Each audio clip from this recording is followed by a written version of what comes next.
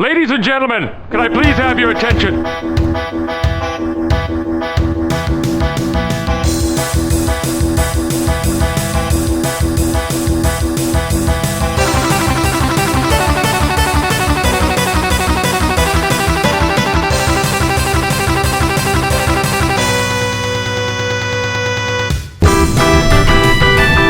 Wolfgang Farrell, Pete Cody.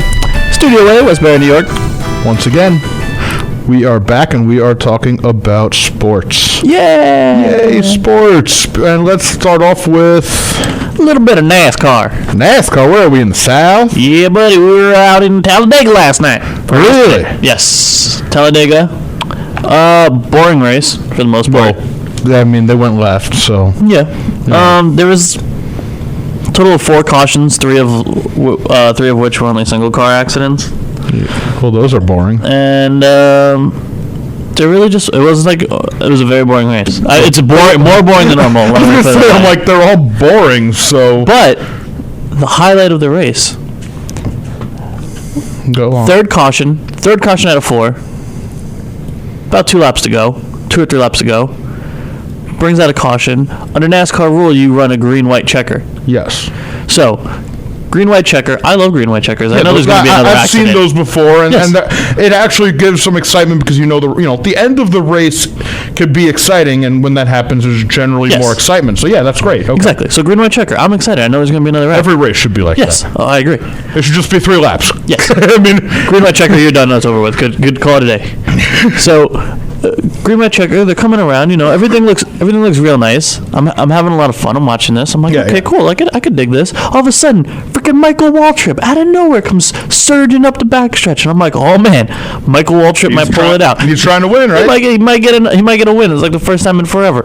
So all of a sudden, they come into turn 3. They're like, oh, look at us, we're going. I'm like, wow, check this out. Tony Stewart's in the lead. Being a boss, Tony Stewart, good old smoke. He's coming back and forth, blocking everyone. He comes down a little bit to block Michael Waltrip, gets tapped in the rear, shoots up the track. Really Dale Earnhardt-esque, if I may. Okay. Boom! Gets smacked on the side. His car flips. Ooh! On its side, yes. Collects 24 other cars. No way. Yes. Tony Stewart's car flips down the track. Look at me! I'm Tony Stewart! Everyone's all crashing and wrecking and stuff. Cars are on fire. Mass mayhem. Turn 4. End of the race. Needless to say, Matt Kenseth finished first. Jeff Gordon second. Kyle Busch third. This drops Junior all the way to 11th in points. Where was he before? He was in the top, I believe he was top 5. That sucks. Yes, he finished 20th. Too bad. I was hoping he'd get at least a win. So bad that the wreck was so bad, Jimmy Johnson had to get out of his car and hop onto Dale Earnhardt's car, sit halfway in the window to get a ride back to pit road. Because his car wouldn't go, and he's like, I'm not going in the ambulance. Screw you guys. Wow, that's... was everybody okay? Everyone was okay. Then that was amazing. Even Tony Stewart got out of his car. As long as everyone's okay, that was amazing. You don't want to see somebody get hurt. No. I mean, I know that it's a high-risk sport and all that, but you don't want to see anybody get hurt. And the 25-car wreck? 25-car wreck. That's awesome. I got to see that at some point. You should. Pull it up. Go, It'll be on you Sports should. Center. You know what? I might have it. Let me see if I can find it on my phone. Anyway, real quick. Yeah, we'll check that out later. Final NASCAR. Brad Keselowski is first in points. Jimmy Johnson second. Denny Hamlin is in third. Casey Kane fourth. Clint Boyer in fifth. For all you Junior fans, he's in 11th in points right now. Your next race is at Charlotte, Saturday, 7:30 on ABC. And how many more races is there in this chase? 6? Oh, wow. So it's not even close. I thought it was almost over. I think there's 6. I'm not 100% sure. There's a few more left. So hopefully, Junior can get a win. He hasn't won yet. So He had to win this race. He had to win Well, this race. no, I'm saying the whole thing. Oh, I got you. Yeah. Let him get one. I mean, he's a big star, so let him get a win. And is that all we're talking about NASCAR? Yeah, because we're done. I ain't gonna lie, I ain't got no clue. Yeah, no. Saturday, Charlotte, 7:30. The only ABC. guy on that I ever saw drive NASCAR, the guy's name was Speed. Oh, Scott Speed. Yeah, once there's a guy named Speed, it's like, okay, you gotta like that guy. Yeah. I mean, that guy was. I have no clue. I knew nothing about him. I don't think he races anymore. Honestly. His name was Speed, so Yes, it was like, okay, he used to drive for Red Bull Racing. Yeah, he had a Red Bull car. That's all I remember. Which I think now is Burger King. He had a Red Bull car, and his name was Speed. That's all I knew about him, and it kind of fit, you know? Oh, of course. Like So- Usain Bolt. He's a sprinter. Exactly. It's just like that was the only thing I liked about it was the only, it was like, ooh, Speed. Yes. I was like, okay, I root for Speed. I have no clue, I knew nothing about him. I didn't, I could tell based on the fact that I don't think I ever heard his name ever in the top 10 that he wasn't any good. But, or winning everything. I never saw him win anything, highlights on SportsCenter or anything like that. I mean, you can't really say they're not good. They're at NASCAR level. Yeah, but they didn't win. Top drivers going in They circles. didn't win. No, he didn't win. Yeah, he went left not as well as the other guys, but his name was Speed, so that made him cool. And he drove the Red Bull car. Yeah, he drove a Red Bull car. Yes. All right, moving on to baseball. Yeah, let's move on to something we actually care about. Busy. I care about NASCAR. Busy Well, day. that makes one of us. That makes one of us in this whole Yes. city, this whole Long Island. I'm sure. I'm pretty sure I'm the only NASCAR fan on Long Island. Busy day in baseball last night. Had 4 games going. Oh yeah, we had all four playoff games went on last night. Yep. Most importantly, obviously here it was the Yankee game, which Yankees O's. after 2 hours of a rain delay, Yeah. they finally got started. And they ended up having, they make these TV schedules so they could play all 4 games, and not have any interruption. And naturally, there's got to be a rain delay. And and end up playing 2 games at the same time. I realized last night I have 2 TBSs. You have. I have FiOS. Yes, and they have probably an alternate or something. Yes, because I was like, all right, let me see if let me just catch part of the Yankee game. I might as well. I gotta talk about Probably it should be on TNT. it. So no, it's TBS. Well, no, what happened was the Yankee game was was scheduled on TBS. Then there was the rain delay, and Yes. because both them and the Giants and Reds were playing at the same time, they moved the Giants and Reds to TNT, which is Well, yeah, I didn't have. also owned by. Oh no, Turner. you know what? I had the Giants game on TBS. That's weird. Yeah, because I was flipping through the channels. I was trying to find the thing because I thought it was on maybe ESPN. Then I go there and it's freaking Seattle versus Portland soccer. I was like, okay, yeah, I really care about this. Yeah, Not. exactly. And then I Everyone go was click. Yeah, I was like, okay, yeah, whatever. Green Xbox jerseys. Congratulations. Real happy for you. And then so I was like, all right, let me see ESPN. It always gives you who's covering the game. So I was like, all right, TBS, no problem. Boom, TBS, and I'm like, this is San Fran and Cincy. I flip up a channel. I was like, all right, maybe I figure TNT, like you said. TBS numero deuce. That's really Yankees weird. O's. Probably an alternate in case they had situations like that, but that's... I wasn't complaining. Yeah, I had ALDS and NLDS. Yeah, I mean, I had it too. I was on TNT and TBS. I'm not going to lie, I didn't even, I was kind of enthralled by the Yankee game that I didn't even check for the... I was so bored I didn't even last night check with much sports. of the game. Well, that's because you weren't watching... Well, I don't know. You weren't watching the baseball games. You would have been excited. It was entertaining. It was thrilling. It was gripping. There was one home run. Russell Martin cracked a home run. Home runs home runs aren't what makes exciting baseball. That's what excites Home runs me. are the least exciting. A guy hits a ball and you jog around the bases untouched. Yeah. I mean, isn't it more exciting to see a guy make a diving stop and then throw to first and hope to, Yes. and you have, I mean, those are so much more exciting than a home exciting, run, and they happen more frequently. But I think it was the fact that there's a 2-hour rain delay, and I just I lost complete the 2 interest. hour rain delay really killed it, but once it got, they They were got in started, Baltimore, weren't they? Yes. And it was pouring. I thought they were here. No, That's no, why I was they like, were in okay, 100% Baltimore. chance of rain. Totally understand. And then I was looking on ESPN. They were like Camden Yards. I was like, that ain't here. No, that isn't. That Yeah. ain't here. And anyway, it was a tight game. They started off hot. Jeter gets a leadoff single, and then Ichiro gets a double, and then with nobody out, Jeter scored on the double. Ichiro decides, after a single and a double of the first 2 hitters, Ichiro, with A-Rod up and Cano on deck, decides to... Just got an update on my phone. ESPN. They decide, hey, you know what? Here's a great idea. Let's actually have Ichiro steal third. Ichiro tries to steal third, gets caught stealing for the first out of the inning, clears the bases, and just, and killed every bit of momentum the Yankees had. And the Yankees really killed themselves in the base paths yesterday, but, the first out of third base, which, the old conventional, the old logic was you never make the first or third out at third, and Ichiro makes first out at third and kills all the momentum, gives it right back to the Orioles, and they proceed to, the Orioles they ended up getting out of that inning with only one run, and then, back and forth. They went, CC gave up 2 runs early, in like the third inning, it was third inning, excuse me. Whatever. And then let him give up 2 runs. Yeah, he gave up the 2 runs. The Yankees came right back and tied it, and then, CC was just flat out dominant. CC owned the Orioles yesterday. Well, he's what, 6-1? Yeah, now he's 7-1 in the postseason with them. This is the reason why they paid him $23 million a year for the next 6 years or whatever. Is it overpaying? Obviously, yes. We can get into that discussion all day, every day. All players are overpaid, but anyway.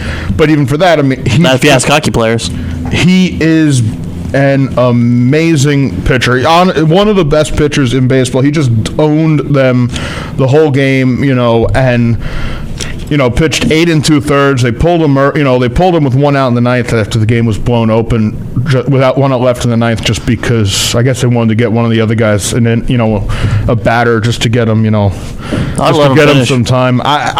He was at 120 pitches, but he was still throwing consistent. He just gave up a double.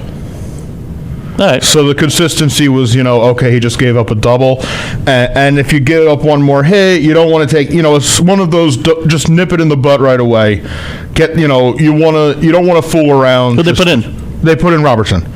They put in Robertson to get us, to get the strikeout at the end of the game. 3 pitches later, he struck him out, won the game. I'm guessing Rivera's still on IL. Well, he's out for the year. Yeah, he's going to be back. He's not going to be healthy until middle of the offseason.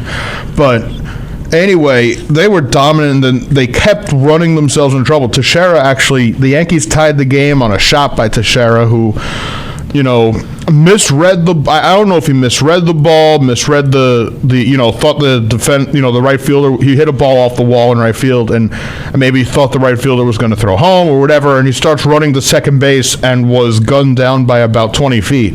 Ouch. They tied the game, but again, it would have been first and third with 1 out, where a fly ball gives you the lead, but instead there was a runner on third with 2 outs, and they ended up getting out of the inning. So it just killed the momentum, and they kept it was shooting themselves in the foot. Basically, they kept running themselves out of rallies in this game, and then it finally, in the 9th inning, off the closer no less, and the big thing for the game was the Orioles starting pitcher. He pitched well, but who did they start? They started Jason Hamill, and he started off. He pitched well. He only gave up the 2 runs, but he got. Just the Yankees do what they do best. They just take so many pitches and, make all these pitchers work. And he was out of the game in the 5th inning. He was out of the game after, I think it was 5 1/3, excuse me. And they had to go to their bullpen, and they used everybody. They used all of their big time guys in the bullpen. And hey, give credit where credit's due. They Baltimore's got an amazing bullpen. They have a very good bullpen, and they did the job. They got out of these, they got out of trouble in all these innings. And then the 9th inning, and the closer comes in, Jim Johnson, who's had a phenomenal year. He comes in and proceeds to give all, he comes in to pitch the 9th inning. 9th inning of a tie game at home, you bring your closer in because he's not going to get a save.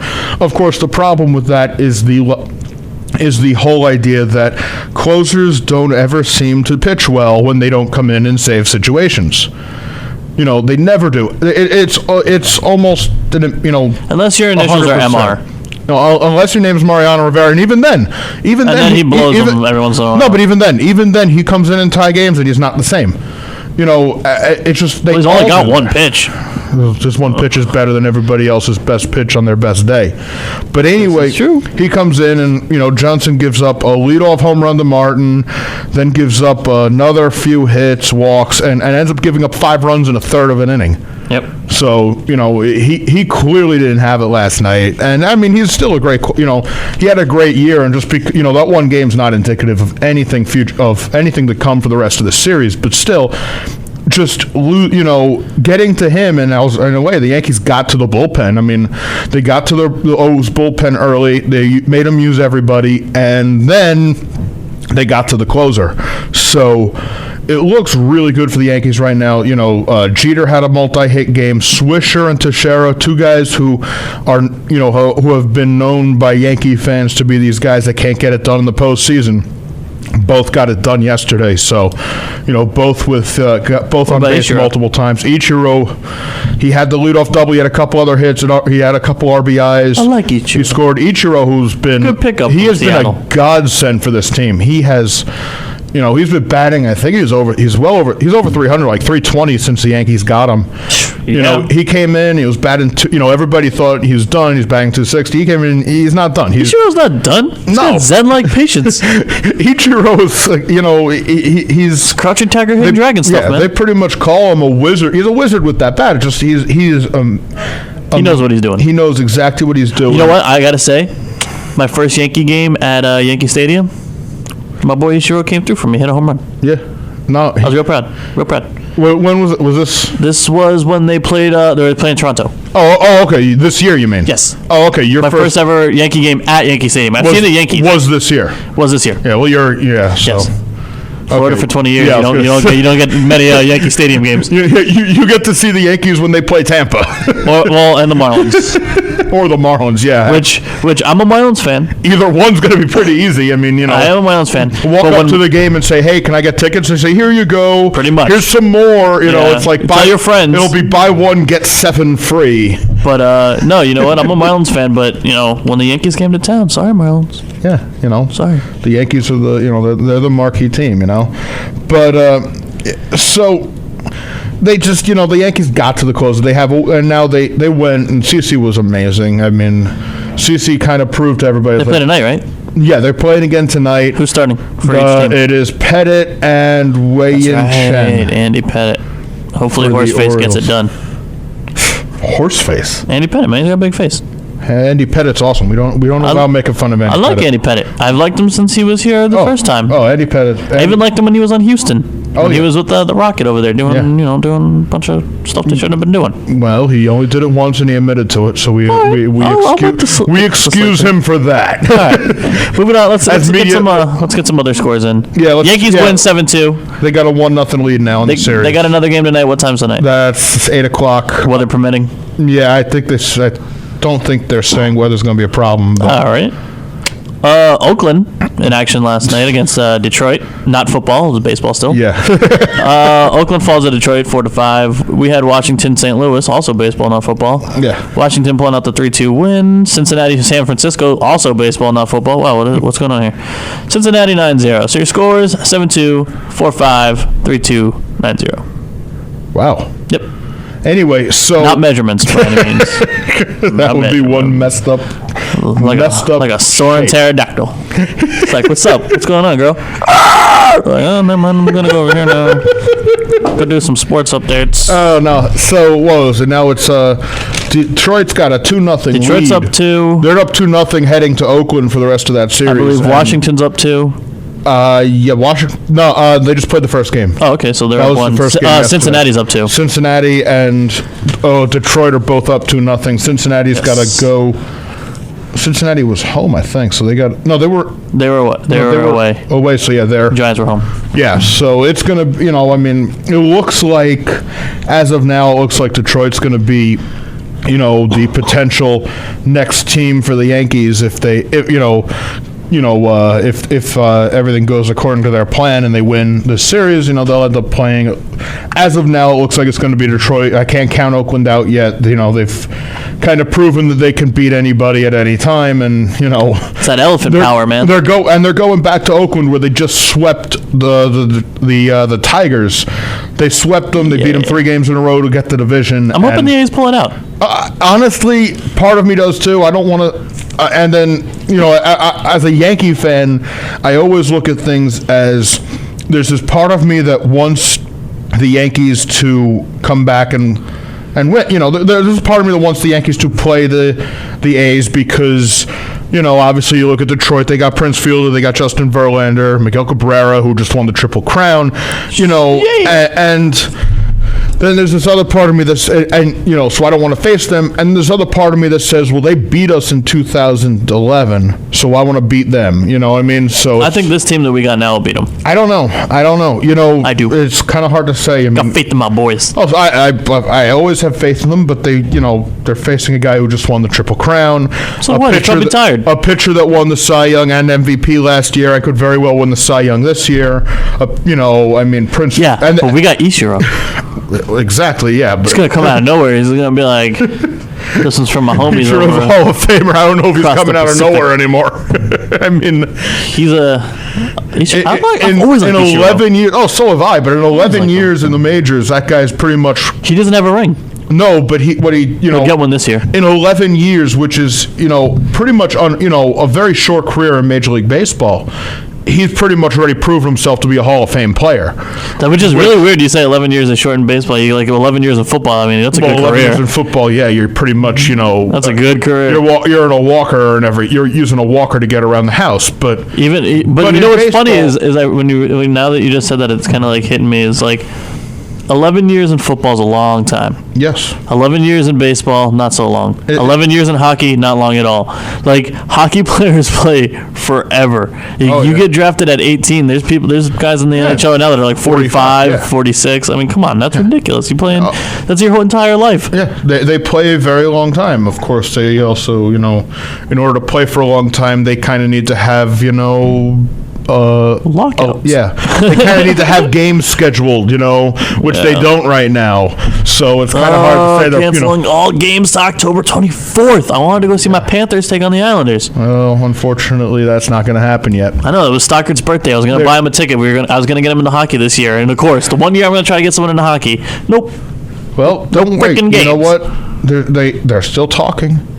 They're talking, and We talked about this last time. Talks, I know. Talks and no progress but are just. there were talks. There were reports that they're both putting together proposals and are admitting that they need to compromise. You need to compromise. You need to compromise. Yeah, You need to bring back this October 22nd game over at Nassau Tin Can Coliseum. Get the freaking Panthers up here. Play the Islanders so I can wear my brand new freaking Panthers jersey out there. I'm not wearing my Islanders jersey. I'm sorry. All right. I got my home team boys coming up from Florida. They're going to do some work on the Islanders. They're going to score a bunch of goals. It's going to be a good night. Well, there's this whole, Except it ain't going to happen. But hey, the season's long. It ends in April. Doesn't mean This is true. Plus, the playoffs are another 2 months. So, I mean, we got a lot of hockey. The hockey doesn't end until June. So if they get a deal, love hockey. I know. need my I can't sport wait. back. I can't wait. my sport We need it back, but All it's Enough not hockey. there yet. Let's get on to football. Yeah, let's We'll start college. Of course, college. It was on Saturday, and My boys. it was just a massive week. Number 3, Florida State lost. Oh. Yeah, they blew. They blew it to North Carolina State. Number 4, LSU The Wolfpack? lost to NC State Wolfpack? Yes, that was Yeah. NC State Wolfpack. Yeah. Number 4, LSU lost albeit to number 10, Florida, and then number I 5. hate Florida. Can't stand And then them. number 5, Georgia, lost to South Carolina, who was number 6. So 3, 4, and 5 all lost on Saturday. Okay, but we'll put it this way. College rankings aren't exactly the smartest thing in the world. Oh, no, they're not perfect, but, well, believe me, no, they're not even close to perfect. I mean, They don't make sense. this is the same group that had 2 people in the same conference, 1 and 2, which made no sense. Even after one of them proved, hey, we could beat this other team, we beat this other team. We don't need, yeah, God forbid, no. Bama won, right? Yeah. Bama won, of course, my boys. No, And Oregon. And Oregon won. Woo, Oregon But who won. cares about all that stuff? Oregon put The some- biggest game on Saturday night was at Soldier Field in Chicago, where the University of Miami came in to face the Fighting Irish of Notre Dame. Really don't want to talk about this game. Oh, it was an amazing game, and we got to talk about it. I'm very butthurt about my boys over in the U losing. Well, that's because they played like garbage. I mean, let's face it, they played like garbage. True. They played like garbage, and they faced a dominant team, and the dominant team just destroyed them. Albeit, They did. Here it is. Albeit in absolutely ugly helmets, but they destroyed them. You know what? I would have digged them helmets if the gold was simply a stripe. And the same thing that was on the left side of the helmet was on the right side. Exact. You know, Those would have been nice. I would have. I loved everything. I mean, we'll quick talk about those uniforms. I mean, it was 41-3. The Notre Dame. 41-3. Notre Dame Fighting Irish whipped up on the Miami Hurricanes. Oh yeah. Miami came out their first drive. They started with the ball. Their first pass, they get behind the Notre Dame secondary, and the guys got an easy touchdown, and the wide receiver dropped the pass. He dropped a short touchdown. 2 plays later, third down, and I don't know if it was 3rd and 4, whatever. Third down and whatever. The same thing. Same wide receiver gets behind the secondary. They throw the deep pass. He's standing in the end zone. You know, he's running towards the end zone. He's practically in the end zone. He drops the pass. Come on, man. Exact 2 drop passes on the first series for Miami. So we got, you know, Notre Dame's prayers are answered. You know, the Catholics, their prayers are answered. That, you know, Catholic first convicts. Yeah, and then Notre Dame comes back, and they didn't. Their Everett Golson, who's the team's starting quarterback. He was Golson played. He was benched. He was supposed to be a starting quarterback. He was benched because he violated a team rule. Rumor is he was late for a meeting. He was late for something. And that's rumor. Yeah, and that's pretty much Brian Kelly said he was late, and yeah, it was probably for a meeting or whatever it was. But see, I don't like that they rule. go 3 and out. I don't like that rule. Well, we'll get into that. Notre Dame goes 3 and out. They go to punt. They punt the ball, and Miami roughs the punter. And the guy the guy that ran in took a bad angle and dove into the punter. I mean, you could say maybe the guy was, you know, there was a blocker there which might have touched him, but it was a bad angle nonetheless. And he dove into the guy, and then the next play, or maybe it was a play after that, a couple plays later, I don't know if it was the receiver, the running back. He has the ball. He's going out of bounds. He gets out of bounds and is drilled late, and that's 30 yards. And Miami just kept shooting themselves in the foot with these bad penalties. And so I laughed because after the first drive, which Notre Dame scored on, you know, Miami, the Catholics' prayers are answered, and Miami, you know, drops the passes, and then the convicts, again, quote unquote, you know, at Miami just keep shooting, you know, committing these bad, you know, penalties. They keep breaking the football laws. Well, there you go. You know, exactly. It was kind of, kind of indicative of what they used to be, and they just, it was. I mean, I'm a Notre Dame fan. That was beautiful, a beautiful sight. It was a close game, you know. Here it is. No, it wasn't a close game. It was 41-3. In the half, at the Morris, the quarterback for the close. Hurricanes, 18 for 35. He had 201 yards. Yeah. Golson, quarterback for Notre Dame. Who Tommy Rees started that game. Yes. And proceeded to go 3 and out, and then Golson came in. He showed why Golson should have started the game. Well, yeah. Well, no, Golson. Well, he showed why Golson was is the starting quarterback. Well, Golson, I don't blame him for not starting. 17-22, 186 yards. Yeah, and freaking Notre Dame's running backs. Destroyed him. Destroyed Miami's defense. He got Atkins the third. He had 10 carries, 123 yards for a touchdown. 10 carries and 129 yards. Then you had Wood, 18 carries, 118 yards, 2 touchdowns. Are you freaking kidding me? The running backs for Notre Dame together, 241 yards and 3 touchdowns. I'm not going to say it. This guy over freaking and the quarterback for Miami throws 201 yards. You're telling me that the running backs got 40 more yards than this guy can throw? And don't forget Everett Golson ran three more touchdowns. Everett Golson ran for I think about 50 yards too. Freaking they ran embarrassment. for about 300 yards. And my favorite part was not just those two, but it just proves how much dominance Notre Dame's running game had. The end of the game, the last, Notre Dame has the ball at the end. There's like 7-8 minutes left or whatever. And Tommy Rees came in. And Tommy Rees came in again. It was already like 34-3. It was 34-3. So it's put in the backups. Yep. They put in him, and then I wish I could remember the kid's name for Notre Dame. The backup running back. Wood.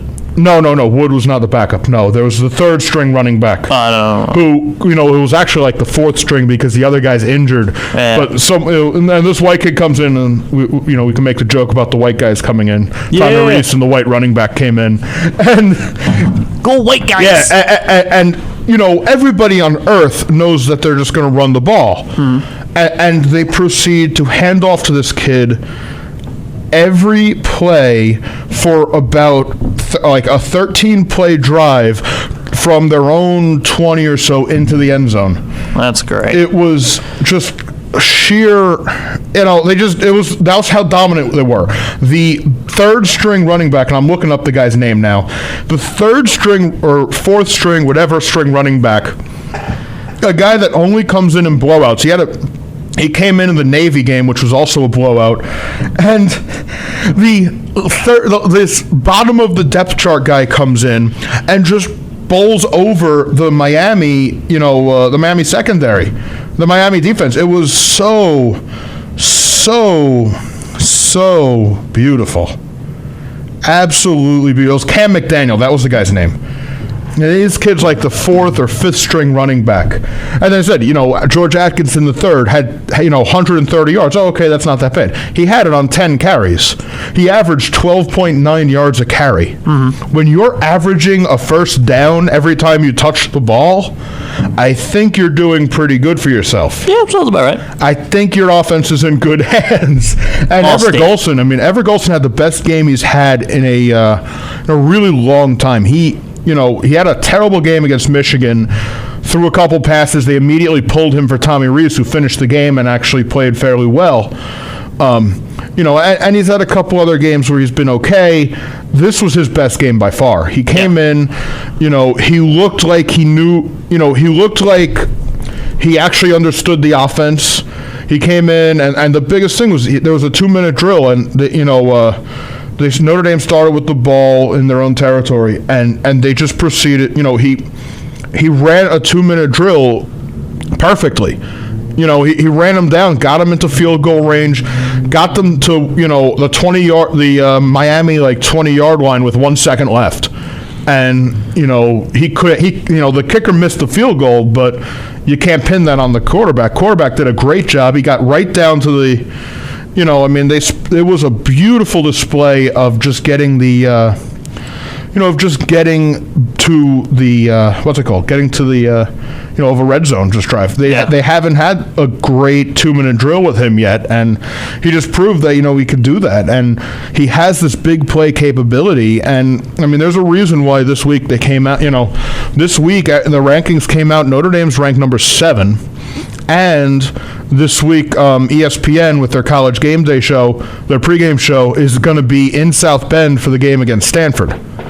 So, Notre Dame's getting a lot of their, a lot of that national publicity back. And if you want, you can't blame them any, No, not at all. You can't blame them. They're playing great football and they're winning. Yeah. They're 5-0. They are actually the last team in college football this season to never be trailing. What about Oregon? Oregon's been trailing. Have they? Yes. Notre Dame is the only... you would never know by their scores, but... Well, you'd never know by their scores, but, we're talking, they could have, given up a first drive possession. Notre Dame has never, this whole season, has never been trailing in any game they play. They have never been trailing, and the last time they gave up a touchdown was week 2 against Purdue. Not bad.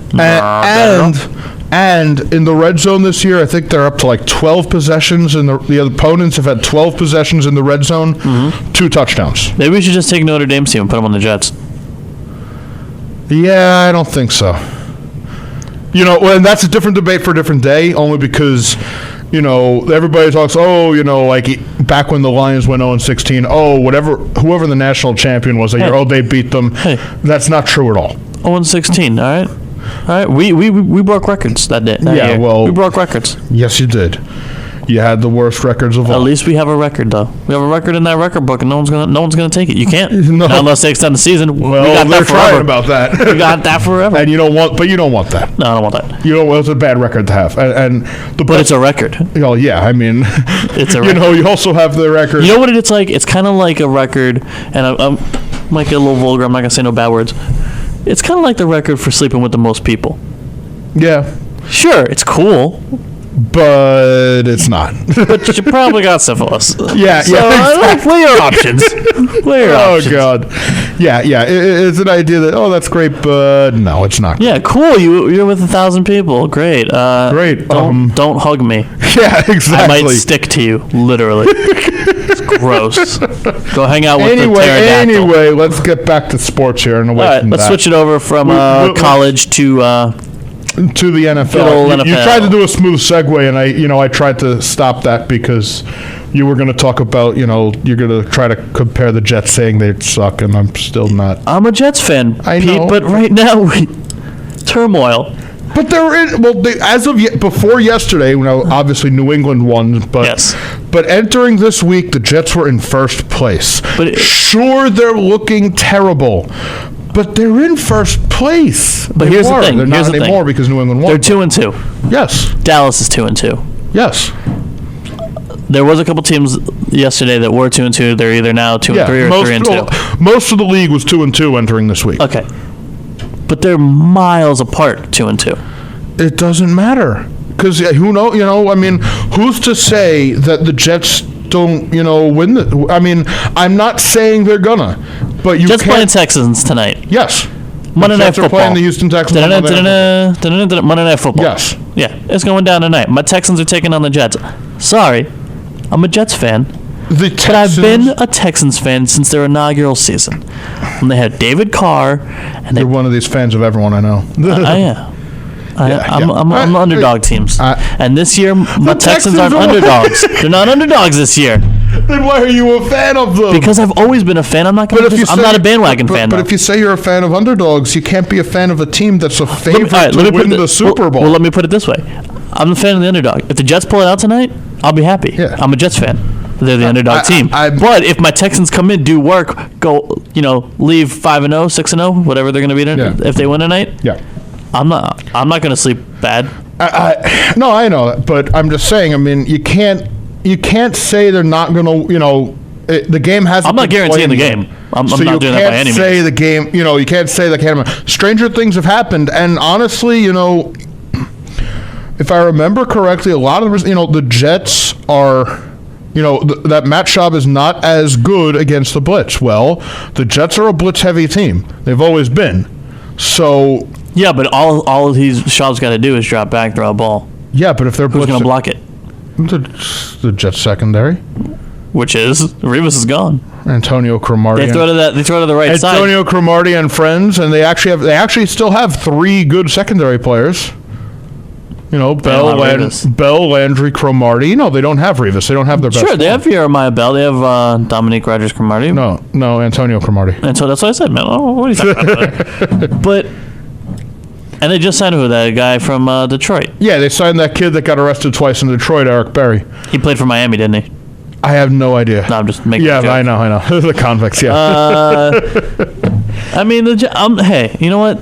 The Jets, they might surprise me tonight. But you know what? Here's the thing. You don't expect them to win, but they can win. I'm not honestly, I'm a Jets fan, like I said. I'm not expecting the Jets to pull this one out. I don't expect them to win. If they do, I will be happy. Yeah. Because I am a Jets fan. Exactly. I'm a Jets fan before anything else. Yeah. But I've been a Texans fan, like I said, since their inaugural season. Yeah, and you want to see them do well, and I understand. And it's the first year. It's the first year franchise history. We're 4-0. I don't know. Are we 4 or 5? 4. 4-0. It's week 5, so it's kind of hard for a team that's played 4 games. Is it week 5? Yeah, it's week 5. My Madden career is in real life. Yeah, I know. No, so all right, week 5. So we're week 5. Yeah, it's week 5 to 4-0. First time in franchise history. Yes, I gotta love it. They are one of the top teams in the league. Obviously the Falcons won 2 this week. And they're the only undefeated teams, right? Those are the only 2 left. Arizona lost this week, so there's the only 2 4-0 teams left. So it's kind of it's hard to say, but as I said, I can't root. I'm never going to root against the Jets ever. Yeah. I don't care if it's the last week of the season and a loss will guarantee them the number 1 overall pick. I don't want to see them lose. I'm a Jets fan. I don't like losing. Fair enough. I am very. Don't get me wrong. If that situation happened, losing there's the silver lining. But I'll always find a silver lining. But I don't ever root for them to lose. And this team. I mean, they're not terrible. They still have a pretty. They have a front four that receivers. They have the defense. Oh, the defense. Oh, no. Well, they have the defensive line. They're not playing very good, but they're very talented. Yeah.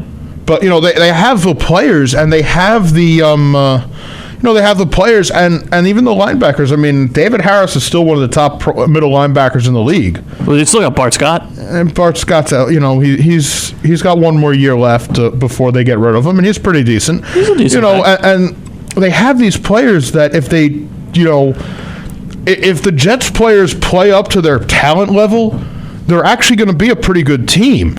Aside from, right now they have no wide receivers. Their best wide receiver, Dustin Keller, their tight end. Well, and he's hurt still too. Oh my God. I don't even think I doubt he'll be playing tonight. And Keller's out. Hill is still out. I mean, their best wide receiver right now is Jeremy Curley. If you have anybody that is associated with your team that somehow stumbles across this show tonight, because I'm going to put this up tonight. If you have anyone, I know it's going to be after the game because this isn't going to be, well, it might be up before the game. It probably will be up before the game. Either way, Terrell Owens and Chad frickin' Johnson. No, I don't want both anymore. Go get them. I will be perfectly fine if they bring in Ocho Cinco, Johnson. Terrell Owens, slightly. I mean, one of them would be fine, only because T.O. kind of had a terrible preseason, and that's why they. He was in Seattle. Yeah, but Russell Wilson. I mean, come on, Russell Wilson. They won yesterday. He dropped 7 balls. I mean, you can't. When the ball's in your hands and you drop them, you can't blame the quarterback. Hey, if there was a ball in my hand, I'd drop it. If there's a football in your hand. You don't. No, you don't drop. You don't. He dropped 7 of them. He caught 2. They cut him. You can't blame them. So. But like I said, bring him in for a game. Sign him to a 1-game contract. I'm sure you can do that in the NFL. Well, you can sign him to a year contract and cut him after a week. Boop! Right there. There you go. He only made $4,335 with the freaking Seahawks. Well, guess what? There you go. Sign him for that. Sign him for that. You go. You get $4,335 a game.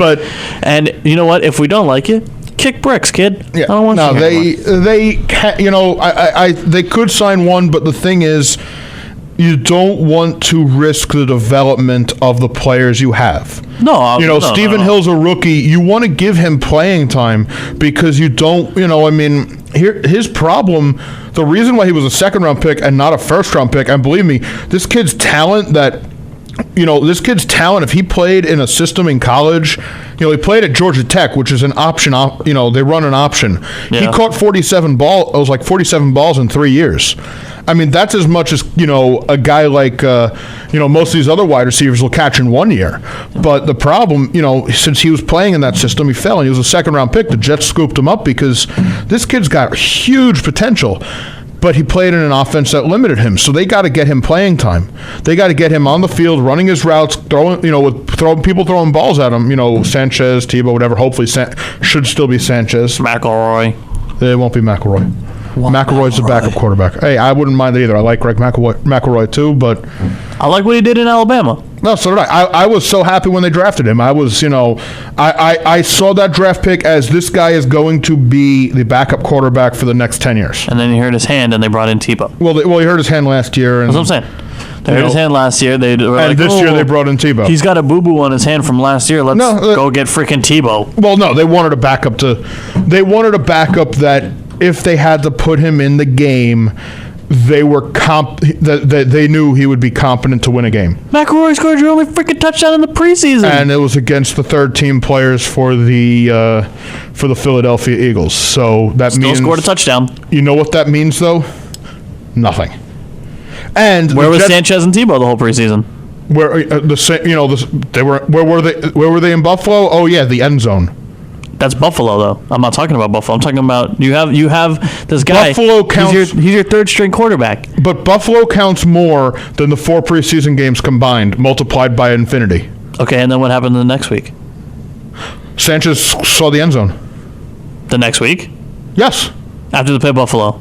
Yes. They played Pittsburgh. He opening drive, he went 80 yards and threw a touchdown. And then what happened to him the rest of the game? Oh, they played like crap. And then the next week? They played San Francisco, and everybody played like crap.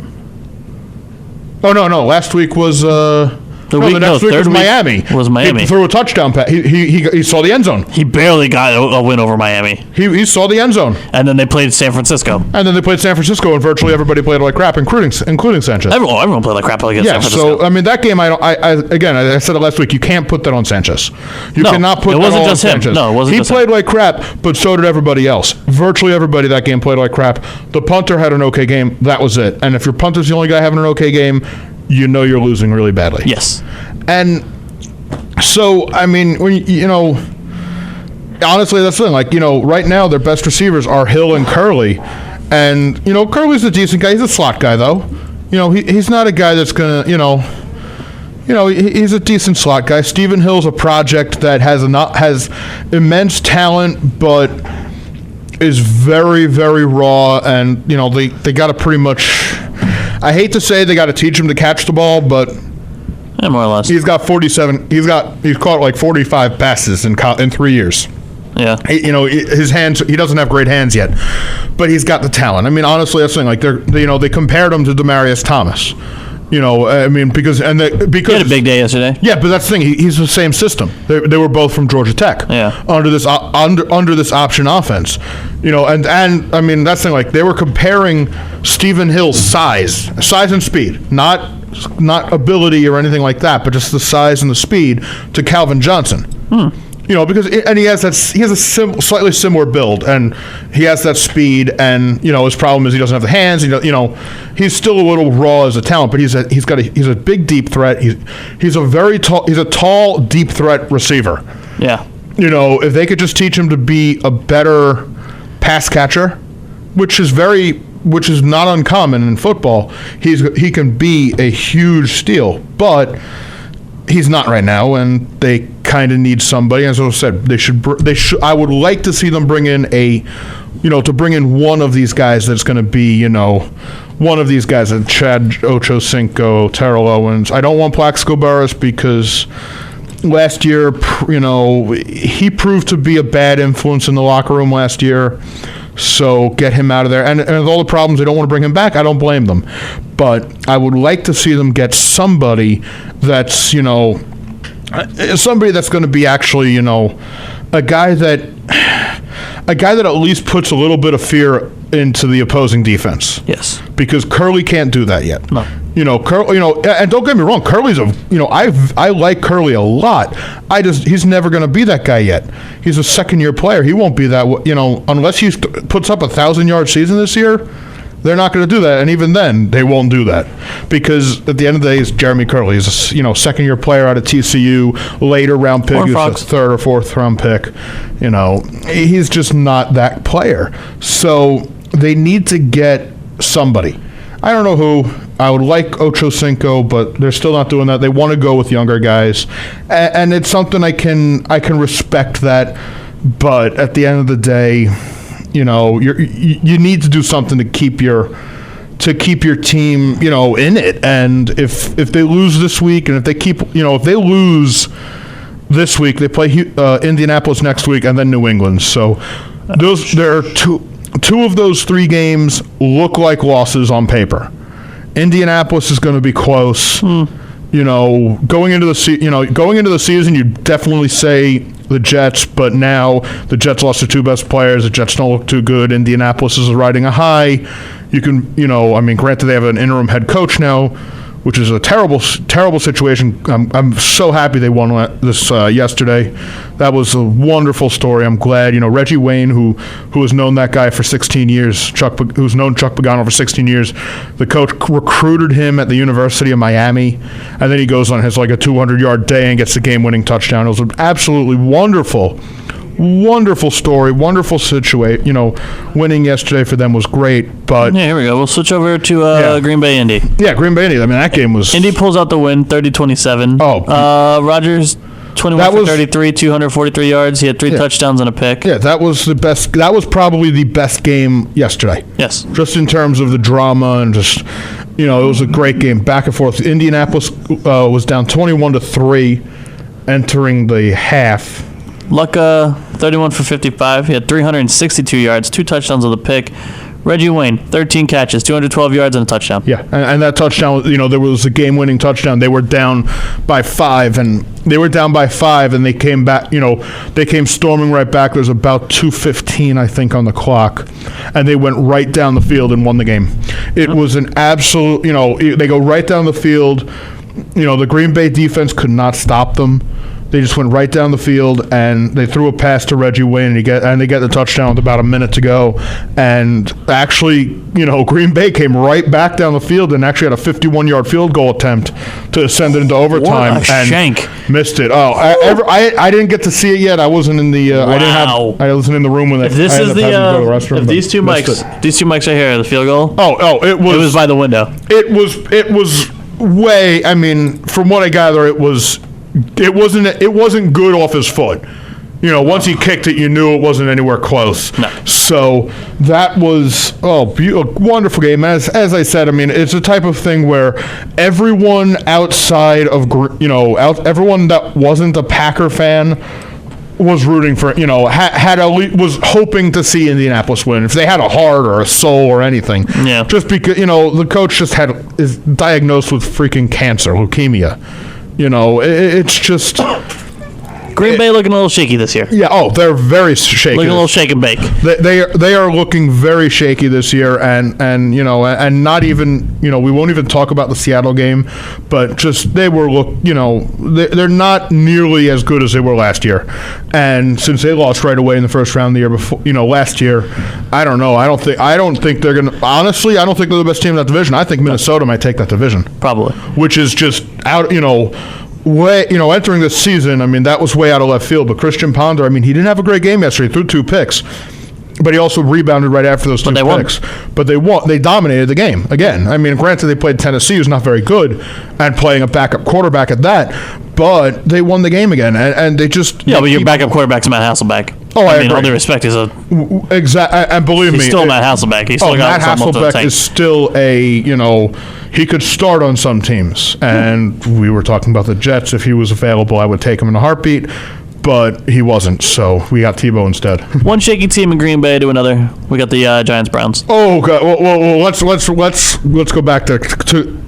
I know what you're getting at, but to call the Browns shaky is an understatement of the century. 14-0, you lose 41-27. Exactly. That's not shaky. The Browns came out to a 14-0 lead.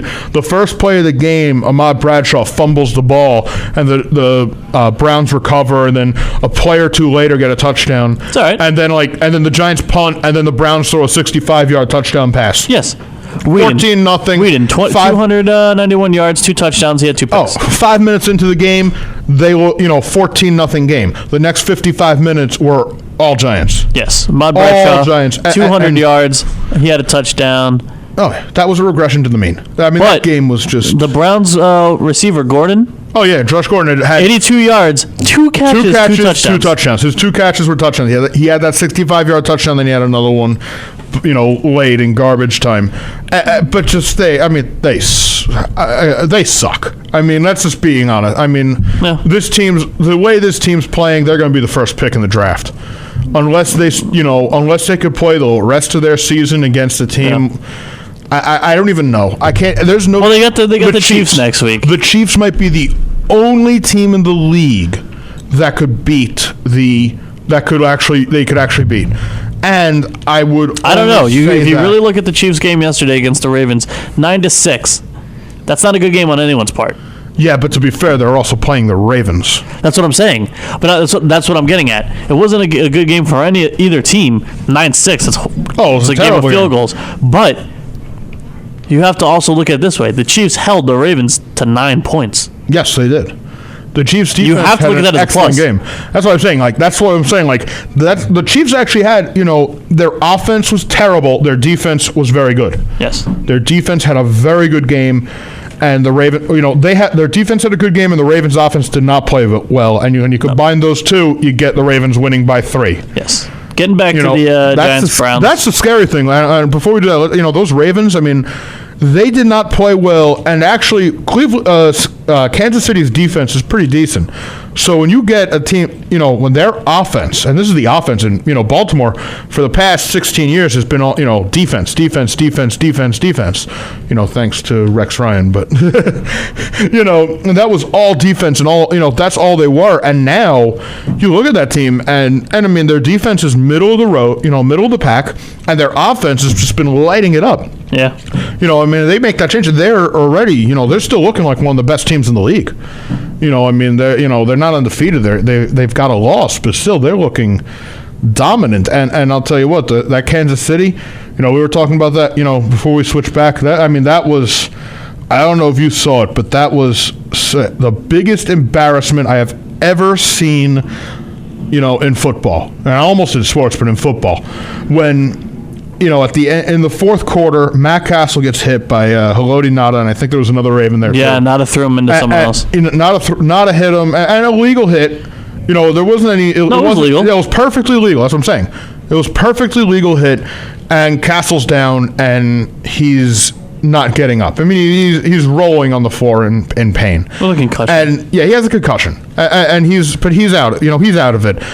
And the fans in Kansas City. Now, look, Matt Castle's been playing terrible, but the fans in Kansas City are disgusting. cheering. Disgusting. It is the most disgusting display I've ever seen. And you say, oh, you can boo whatever you want. Yeah, you can boo players. You boo.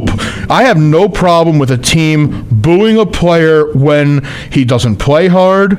I have no problem with a team booing a player when his performance is consistently terrible.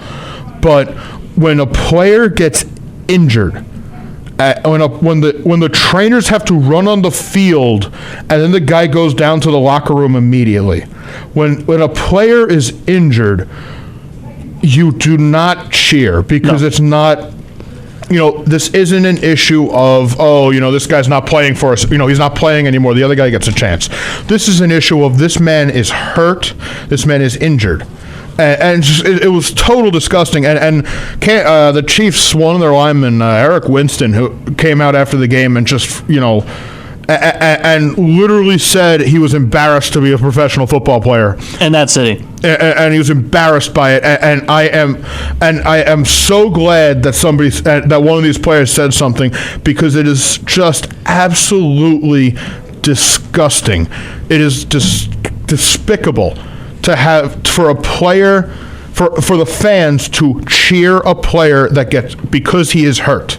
Yeah. And I hate to say this, but this is the best part about this. The best part, or the most laughable part, I'm sorry, not best, because the whole situation's terrible, but the most laughable part of it all is they are cheering because the guy, not just because he's hurt, but he's being replaced by Brady Quinn. I like Brady Quinn. Brady Quinn, who's 4-10 for his career, who failed in the Browns, failed with the Broncos, is absolutely terrible. Right, well, let's be honest. I am a Notre Dame fan. I was rooting for Brady Quinn out of college. He's been terrible. He has not thrown. He's been on the Browns. He has not thrown a pass in the NFL for 3 years. And they're cheering like this guy. They're hoping this guy comes in. Well, here's the problem with Brady Quinn. Gets drafted by the Browns. I don't care who you are. You get drafted by the Browns, you're not doing that great. No, you have Brandon Whedon and Trent Richardson. Granted, Trent Richardson's got a season under his belt. They still can't win a freaking game. They got one win. Then he gets shipped over to freaking... They have no wins, actually. No, they have one. No, they lost all 5. They're 0-5. Oh, okay, well, all right. Then he gets shipped out to Denver. Yes. He's their backup quarterback. Yes. When he's in Denver, behind, I think it was Orton. He was behind Kyle Orton. Then all of a sudden Tebow comes in, who's their third-string freaking quarterback. And they start him. And they start Tebow over Brady Quinn. Yes. Which automatically, in my head, if I was Brady Quinn... inactive the whole year. Well, listen, if I was Brady Quinn, and I was the second-string quarterback, and Tebow came in, and he was the third-string quarterback, and he got to start over me, I would have demanded a trade right then and there. I'd have been like, are you serious? I get it. Tebow's this amazing, Jesus-loving guy. Congratulations, Tebow. was the first round pick by the team. I don't care. Tebow was the guy that he was the guy that everybody was pushing for. Nope, I would have left. And they I would have demanded a trade right then and there. And you know what? He probably did. And now he's in Kansas City. Yes. To Brady's credit, he hasn't been on a decent team. The Browns, Denver last year. Derek Anderson won 9 games with the Browns while Brady Quinn was a backup there. And then Brady Quinn could not get the job done. Brady Quinn has looked terrible. And actually, the Browns at that point had a couple decent. Their offensive line was pretty decent, and Brady Quinn was just terrible. And I get what you're saying. No, he's kind of been shafted. I mean, he was in a terrible franchise in Cleveland, and then went to be a third stringer in Denver. I mean, he went to be the second string, then they drafted Tebow. But Brady Quinn was the backup quarterback in 2009. Tebow was this third string guy who would run the Wildcat stuff. Yeah. Pretty much what the Jets were doing, except he was a third string instead of the backup quarterback. And now and then Tebow came in to start in 2010 and then 2011, or in 2011 rather. And I mean, I don't want to say he got shafted just because he went in there kind of knowing he'd be the third string back. Yeah. He went in there knowing what was going to happen. And, they end up, and now he's in Kansas City as a backup. And, I mean, he's never been good. And even coming out of college, his biggest thing going for him was where he played football. Yeah. His biggest thing going for him was the fact that he was the Notre Dame quarterback. He was never like this guy that had an amazing arm or, had this great football knowledge or anything. He was a good quarterback, but I mean, he was never good enough to, he just wasn't that great. And now they're acting like, Brady Quinn, we need him. So, Yep. Anyway, that's about it for us. We got to get out of here. Yep. Speak Cody. Wolfgang Farrow, Studio A, Westbury, New York. See you later. Have a good